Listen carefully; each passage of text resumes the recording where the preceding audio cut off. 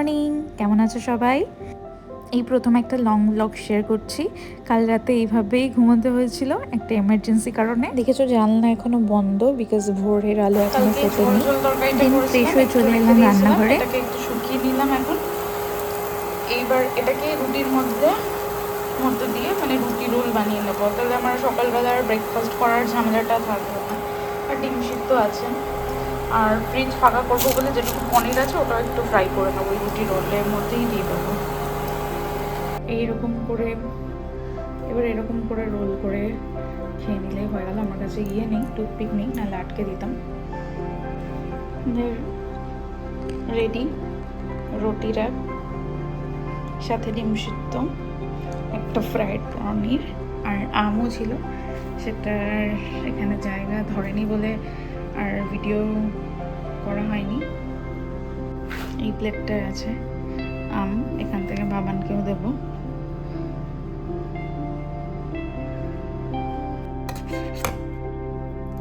বাবান একটা ঢাকা দিয়ে রাখলাম, কখন আসবে জানি না। আমার খাওয়া হয়ে গেল, কতক্ষণ ধরে ওয়েট করছি। বাবানের সাথে এসে খেয়ে ফ্রেশ হয়ে গাড়িতে মালপত্রগুলো তোলা হচ্ছে। ততক্ষণে চলো তোমাদের সাথে আমি একটা জিনিস শেয়ার করছি।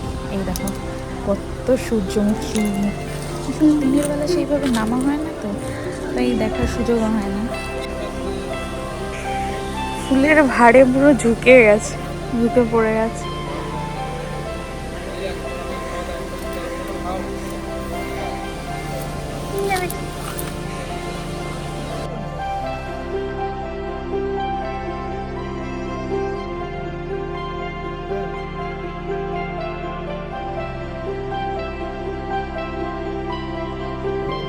এই যে এই জায়গাটা যারা যারা চিনতে পারছো কমেন্ট করো তো, এটা কোথায়। 2-2.5 ঘন্টার জার্নি, যে একটু ঘুমাবো তাও শান্তি নেই।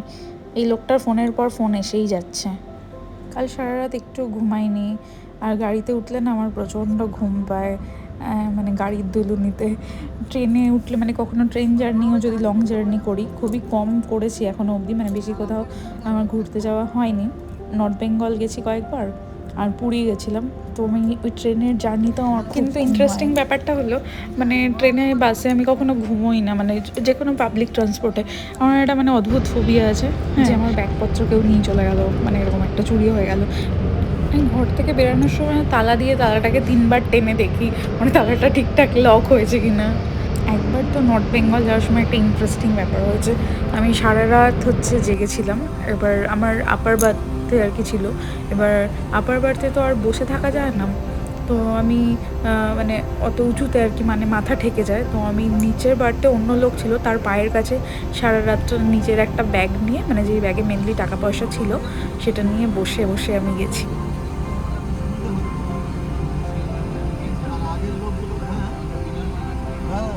এখানে রাস্তাগুলো এত সুন্দর না, এই মাঝখানের ডিভাইডারে কত গাছ লাগানো, আর না খুব ভালো লাগে। রাস্তার দুপাশে গাছ থাকবে, এবার ডিভাইডারে গাছ থাকবে। এই যে আমি দেখো ল্যাপটপটাও নিয়ে যাচ্ছি আমার, তো গিয়ে তো অনেক সময় পাবো আমি, যেহেতু বাবানের কাজে যাচ্ছে, আমাকে সাথে নিয়ে যাচ্ছে, তো আমি একটু যাতে মুভি টুভি দেখতে পারি, তাই জন্য আমার ল্যাপটপটা নিয়ে যাচ্ছি। বা সিরিজ, অনেকগুলো সিরিজ দেখিনি, পেন্ডিং আছে, তো সেগুলো দেখবো, আর কিছু কাজও আছে সেগুলোও করব। দেখো তোমাদের সাথে কথা বলতে বলতে নন্দকুমারও ক্রস করে যাচ্ছি। এবার নিশ্চয়ই তোমরা বুঝতে পারছো কোথায় যাচ্ছি। এমনি ওই রান্নার দিদা, যেই দিদা রান্না করাও নিয়ে এসছে। ও আচ্ছা আচ্ছা, ও আচ্ছা,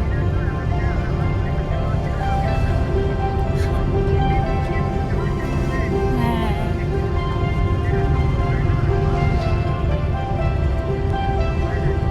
আচ্ছা আচ্ছা।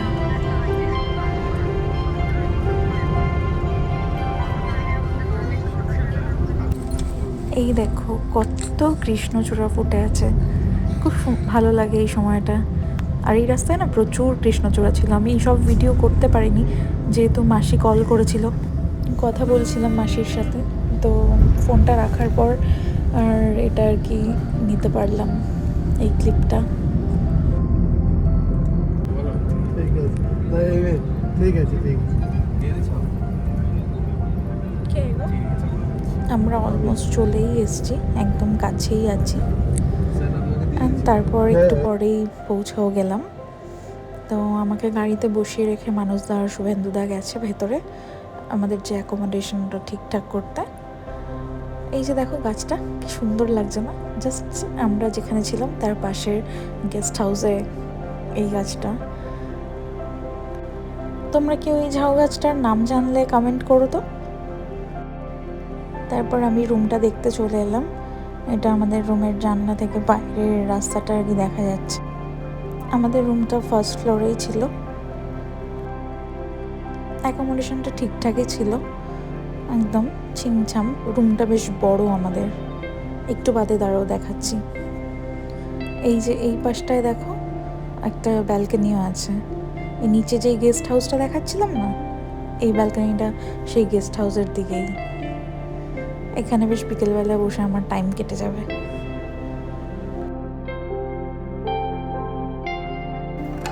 চলো তোমাদের একবার বাইরে থেকে দেখাই।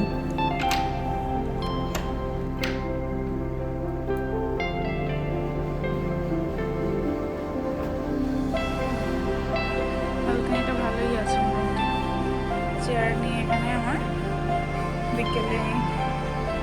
আমার না এই পাশের গেস্ট হাউসটা বড্ড ভালো লাগলো। যারা ছোটোখাটো নিজেরা পুরো অনেকজন মিলে একটা ফ্যামিলি নিয়ে আসো না, তারা এখানটায় থাকলে বেশ ভালো হবে। আমরাও যদি কখনো ফ্যামিলি নিয়ে আসি ওভাবে অনেকজন মিলে, ফ্যামিলি বা বন্ধুরা মিলে, তো নিজেদের মতো মানে কোনো মানে হোটেল পার্সনের আর কি ইন্টারফারেন্স থাকবে না।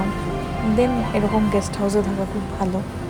ও তোমাদের সাথে তো বকবক করতে করতে বলাই হয়নি কোথায় এসেছি।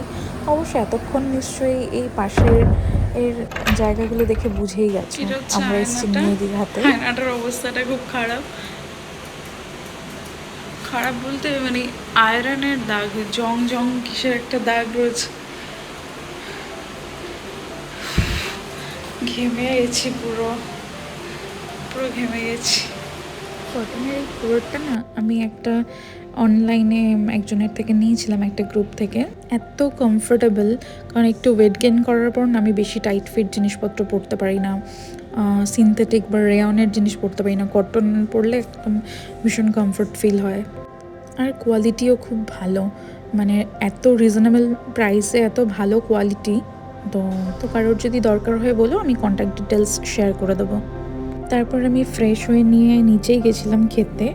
আমি মানুষদা, শুভেন্দুদা তিনজনের জন্যই চিকেন থালি অর্ডার করেছিলাম, কিন্তু ওরা নিচে বসে ওখানে রেস্টুরেন্টে খেলো আর আমাকে জোর করে রুমে পাঠিয়ে দিল।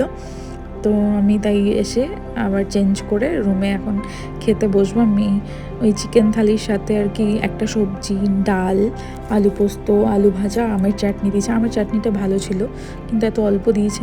যাই হোক, খেতে বসে মনটা খারাপ লাগছিল, বাবান খেতে পারলো না। তখন এই কটা বাজে, 3:30 বাজে, ও লাঞ্চ করতে পারলো না, না খেয়ে রয়েছে। সেই আস্তে আস্তে রাত হবে, সেই তখনই খাবে।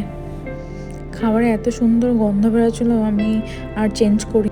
আসলে সেই সকালে 8:30টার দিকে ব্রেকফাস্ট করেছি, তো পুরো খিদেতে মানে পেটে ইঁদুর দৌড়াচ্ছে। খাওয়া দাওয়া কমপ্লিট, এবার ঘুম দেবো। অ্যাকচুয়ালি এসে এখানে আমার শাশুড়ি মাকে আর ফোন করা হয়নি। মা রাস্তায় অনেকবার ফোন করেছিল পৌঁছেছে কিনা। তো এখন এই শাশুড়ি মাকে ফোন করে আর কি একটু কথা বলছি যে আমরা পৌঁছে গেছি, কোনো অসুবিধা হয়নি।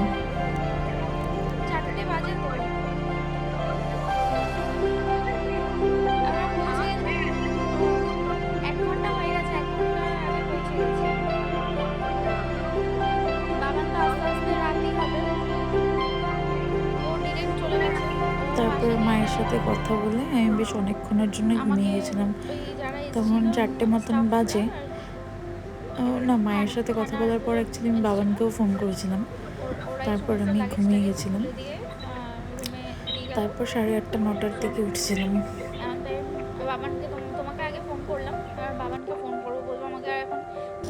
আমার একটু হোটেল রুমে একা একা থাকতেও ভয় লাগছে, কিন্তু যাই হোক, এটাই এখন অভ্যেস করে নিতে হবে।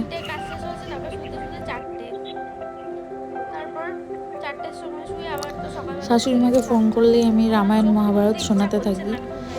তার ছানার যা যা দোষ গুণ সেগুলো সব একদম ডিটেলসে বর্ণনা দিতে থাকি।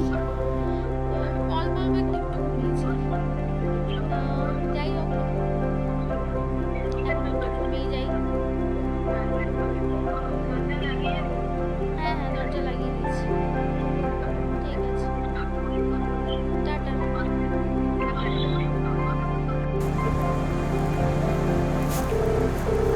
আমার বরকে ফোন করছি। হ্যালো, হ্যাঁ বলো। পেয়েছো প্রসাদ? না ও, তাহলে এক্ষুনি আবার 4টেতে একটা ভোগ হবে। 12টার পর আমি একটা ইয়েতে পড়েছিলাম, 4বার 8বার ভোগ হয়, 8বার ভোগ হয়, 4বার মহাভোগ। এখন আবার সকালবেলা সাদা লক্ষ্মী পায়ে ঠেলে এসছো না, তুমি যদি খেয়ে নিতে তাহলে কি হতো? সেই তো দাঁড়িয়েই ছিল ইউনিফর্মের জন্য, ইউনিফর্ম আয়রন করতে গেছে তো তখন দাঁড়িয়েই তো ছিল। যাই হোক, আমি বলছি শোনো, হ্যালো হ্যালো,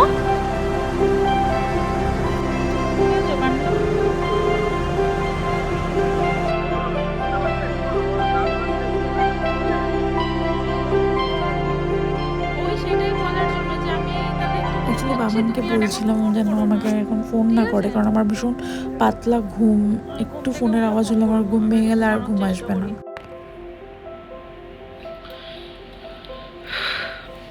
ফোনটা সাইলেন্ট করিনি, কিন্তু জানি না কী করে সাইলেন্ট হবে, মেবি ঘুমের মধ্যে করেছি। তো ও আমায় ফোন করছে, ফোনে পায়নি, ও তার হোটেলের ওনারকে ফোন করেছে। উনি এলেন, দরজা হচ্ছে গিয়ে বেল বাজালেন আর কি। আমি হড়পড়িয়ে আর কি ঘুম থেকে উঠলাম।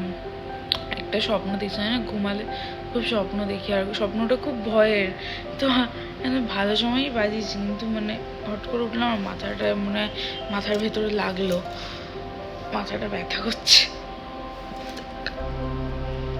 তো এখন চা বলবো, মানে আমাকে নাম্বার দিয়ে গেল, বললো ফোন করে বলতে।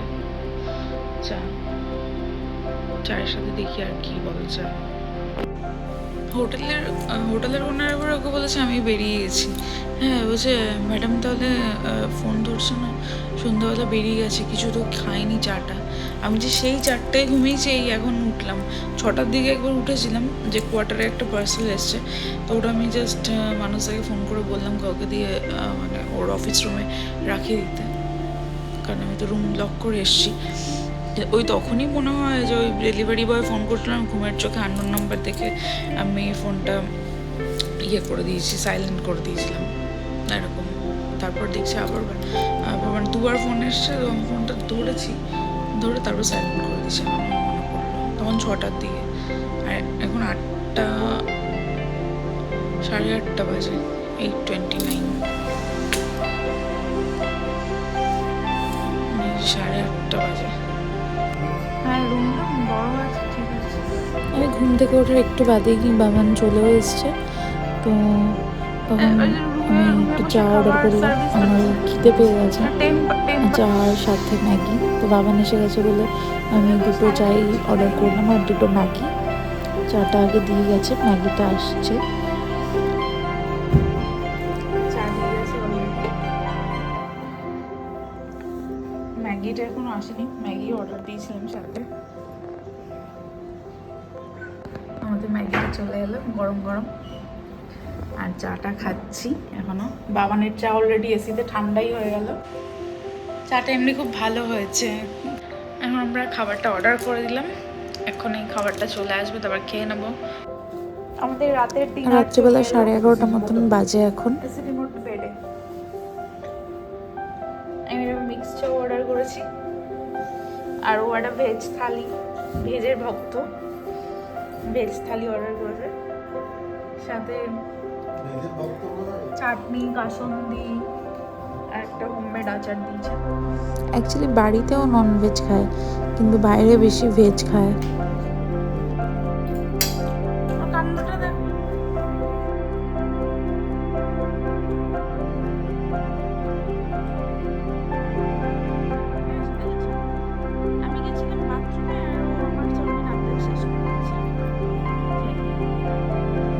তারপর তাড়াতাড়ি করে ডিনার করে শুতে চলে এলাম। রিচার্জ কর, মাকে ওই ফোন থেকে ভিডিও কলটা করি। ফোনে চার্জ নেই, ফোনটা চার্জে বসে।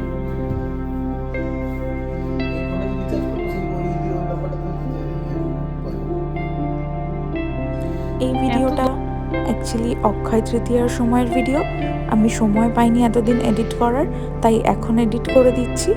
এটা অক্ষয় তৃতীয়ার সময়ের যখন নিউ দীঘাতে জগন্নাথ ধাম উদ্বোধন হয়েছিল তখনকার ভিডিও। আস্তে আস্তে আমি সবগুলো শেয়ার করব তোমাদের সাথে, তোমরা সবাই সাথে থেকো। চলো ভিডিওটা এখানেই শেষ করছি। গুড নাইট, দেখা হচ্ছে পরের ব্লগে। প্রথম একটা বড় ব্লগ আমি এডিট করে দিলাম, তো নিশ্চয়ই অনেক ভুল ত্রুটি হয়েছে আর ব্লগটা বড়ও হয়ে গেল। তো কোনো গাইডেন্স থাকলে আমাকে কমেন্টে জানিও। আর যারা সেই সত্যি আমার সাথে থাকলে, ব্লগটা পুরো দেখলে, তাদেরকে অনেক অনেক ভালোবাসা।